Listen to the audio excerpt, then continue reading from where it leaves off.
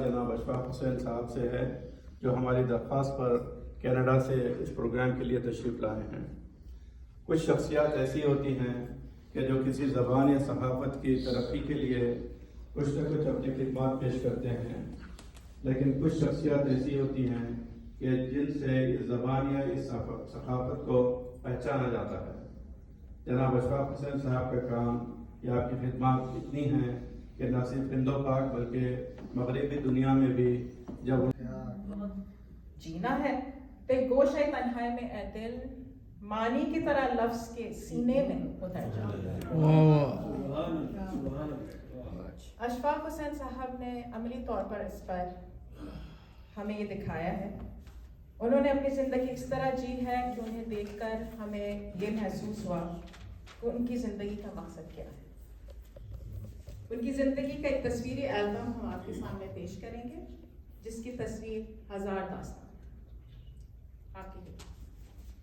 وہ group of people نے organise کیا تھا، کیونکہ وہ ہمارے جو ٹورنٹو اسٹیڈیم میں بیس بال وغیرہ کا آپ لوگ دیکھتے ہیں وہ نیا بنا تھا، جیسے چھت کھل جاتی تھی، وہ وہاں پہ ایسا نہیں تھا۔ امریکہ میں تو تھے کئی، تو وہ بہت بڑی، تو اس میں پہلا شو کرنے کا تو $1 ملین سے زیادہ کا خرچہ تھا۔ تو لوگوں نے کہا ایسا کرتے ہیں کہ ڈوب بھی سکتے ہیں پیسے میوزک کے اس میں ہوتے ہیں۔ تو ہم 8-10 لوگ تھے، ہم نے اس میں شیئر کیا، اور تاکہ کہ اگر نقصان ہو، اگر 1000 کا 100,000 ہوگا تو 10,000 100,000 مل جائیں گے۔ اس طریقے سے کمرشلی وہ پروگرام آرگنائز کیا تھا لتا صاحبہ کا، اور اسی سال ان کو یہاں یونیورسٹی کی طرف سے ڈاکٹریٹ کی ڈگری بھی دی گئی، اور یہ وہی لاسٹ ٹرپ ہے جس میں پریزیڈنٹ کلنٹن سے وہ وائٹ ہاؤس میں ملی تھی۔ کیا بات، ایک اس کے 1-2 ہفتے کے بعد یہاں پہ تھا۔ تو یہ ان کا انٹرویو کا تھا، انٹرویو تو زیادہ تر کمرشل نوعیت کا تھا، جیسا آپ آج کمرشل کر رہے ہیں، 2-3 دفعہ اپنی کتاب کا ذکر کیا۔ انگریزی میں اپنا ریکارڈ کروایا انٹرویو، اور اس کے بعد جو ہوسٹ تھے انہوں نے کہا ابھی رکیے گا، ایک انٹرویو اور ہے، لیکن دلیپ صاحب نے منع کر دیا، نہیں کوئی انٹرویو نہیں ہوگا، بس کافی ہے۔ انہوں نے کہا نہیں دوسرا انٹرویو آپ کا اردو میں۔ جیسے ہی انہوں نے اردو کا لفظ سنا بیٹھ گئے، کہنے لگے ہاں یہ بات صحیح ہے۔ ایک دن یہ ایسے کیجول میں تھا بیٹھا، آج دن فون آیا ہمارے ایڈیٹر کے، وہ دلیپ بھائی آئے تھے، وہ کیونکہ ان کے والد کے دوستوں میں تھے نا، تو وہ یوسف بھائی کہتے تھے، یوسف بھائی coming to can you spare some time. تو میں نے کہا کہ ٹھیک ہے۔ اب تو مجھے اب نئے پاکستان سے آئے تھے، تو انڈین فلموں کا اتنا تجربہ بھی نہیں تھا، تو بہن سے میں نے پوچھا کہ بھائی ذرا بتا دو کہیں غیر مغالط میں ابو بکر کر دوں میں ابو بکر کوئی اور ہو کہ آپ کے سے تعلق کچھ تو پتہ چل جائے گی بیسک۔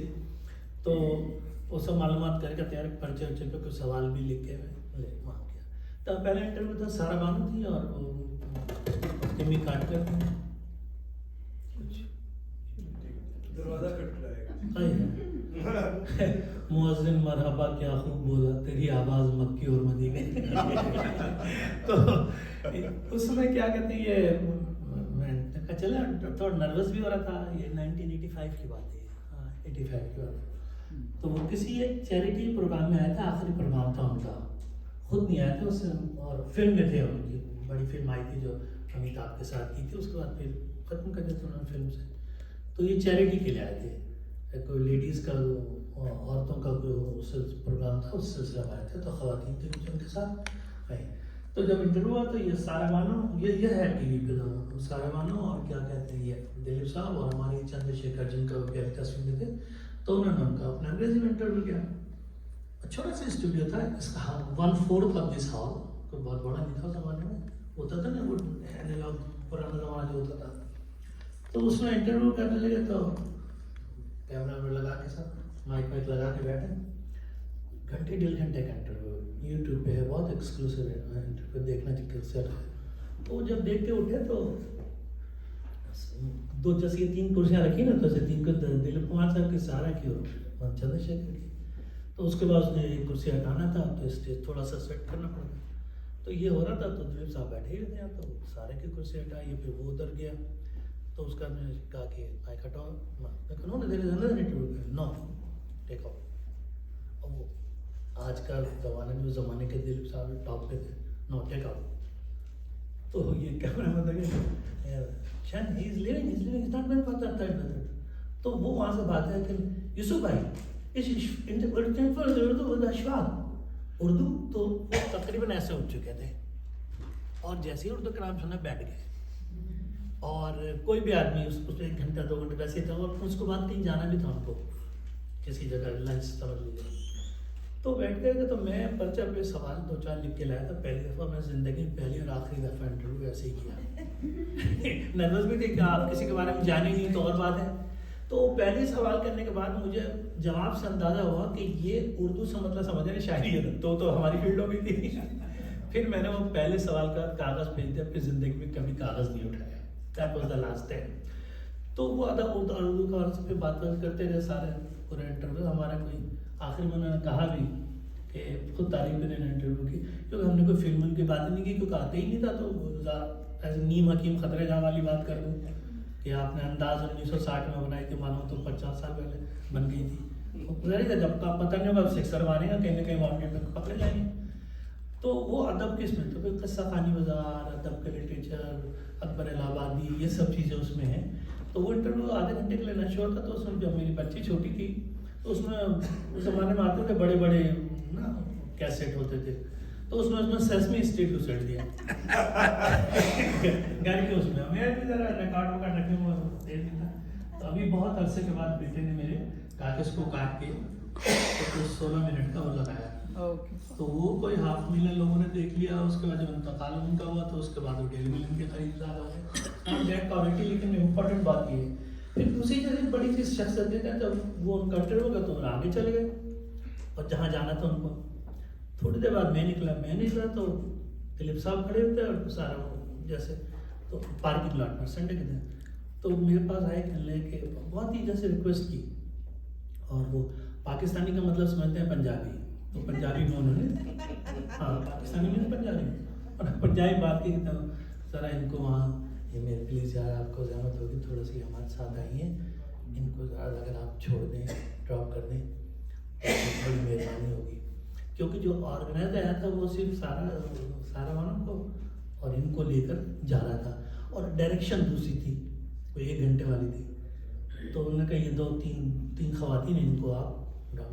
ٹھیک ہے کوئی بات نہیں. بہت ہی ایسی جگہ کہ میں ان پر بہت احسان کر رہا ہوں. ورنہ ویسے طریقے آرگنائزر کہتے نہیں بلاؤ ٹیکسی لاؤ یہ کرو. وہ ٹیکسی وغیرہ پہ نہیں بھیجنا چاہتے تھے. غالباً ہوئی ہوگی بات کہ یہ خواتین جا رہے ہیں. تو میں نے کہا ضرور 2 منٹ دیں کیونکہ وہ میرے بچے کی سیٹ لگی ہوئی ہے. وہ نکالوں 3 کی چھوٹی سی گاڑی تھی. میں کہا 2 منٹ لگیں گے نکالنے کے.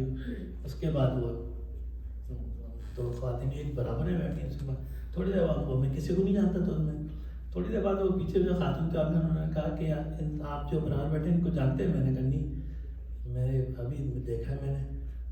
تو وہ تھی نہیں ان کی فلم آئی تھی کمی کاٹ کر دی فلم ٹارزن کی ہیروئن تھی برابر بیٹھے.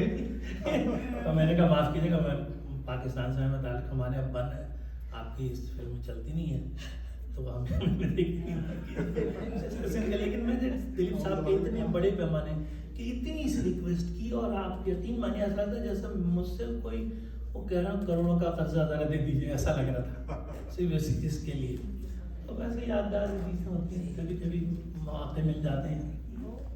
تو ان کا جشن تھا 75ویں سالگرہ.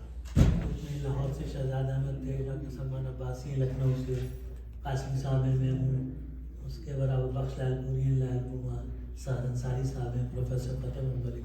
تو یہ 93 میں ہوئی تھی. یہ ہماری پروفیسر احمد شمل آئی ہیں تو یہ ان کو بلایا تھا ہم نے. اور یہ بھی عجیب بات ہے یہ چھوٹی سی جیسے عامہ کے ادبی محفل ہوتی ہے نا آپ کی بزم ادب منتھلی تو اس میں 10-12 بڑے لوگ آ کے بیٹھ جاتے ہیں. سینئر ہر شہر میں یہی ہوتا ہے. ہم نے رائٹر سورب کو منتھلی میٹنگ ہوتی تھی تو اس میں کسی نے کہا کہ وہ احمد شمل کو بلائیں تو کانٹیکٹ کیا رابطہ کیا. وہ اس زمانے میں ہارورڈ میں پڑھاتی تھی چیئر تھی تو کانٹیکٹ کر کے ان کو بلا لیا گیا. اب جب ان کو فنکشن کیا تو 1 دن پہلے فنکشن سے 2 دن پہلے صبح مجھے کال آئی. ہم نے کمرے میں 15-20 لوگوں کا انتظام کیا تھا. کسی کا فون ہے نا تو اس پہ وہ اسماعیلی تھے خاتون تو انہوں نے کہا احمد شمل آ رہی ہیں تو کیا کہتے ہیں can we come the last minute. میں نے کہا ہاں ضرور ہے. ہم تو اچھا ہے ایک پکڑ اور آ جائے گا. تو وہ کہنے لگے کہ آپ سے کتنا ٹکٹ ہے؟ میں نے کہا ٹکٹ نہیں ہے، تو ویسے ہی تھوڑا لیکچر تھا ان کا، اس کا 2 منٹ واقع کو میں 2 لوگوں کو لیا، میں نے کہا ٹھیک 1 گھنٹے بعد تب تک ان کی طرف سے وہ اسماعیلی فیملی کی تعداد ہوگی کوئی 15-16. ہم کو چکر کیا ہے، بعد میں معلوم ہوا کہ وہ 1980 کے ایرانی ریولیوشن کے بعد آغا خان جو تھے وہ مور ٹورڈز ریلیجس ہو گئے تھے، جس کے نتیجے میں ڈیورس بھی غالباً ہوئی بعد میں. بہت سی چیزیں انہوں نے اپنے از امام رکھا ہے. اس میں سے ایک یہ تھی کہ عید میلاد النبی کا بہت بڑا جلسہ، اب پتہ نہیں ہو جائے گا، ٹورنٹو میں ابھی بھی ہوتا تھا، بہت بڑا ہائی لیول کا انٹلیکچوئل وہ کرتے تھے.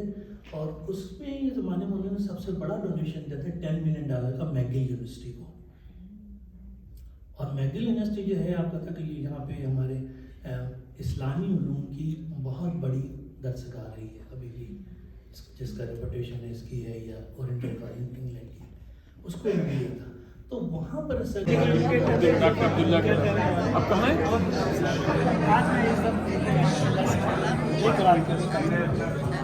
اچھا میں دکھا ابھی ابھی آئیے نا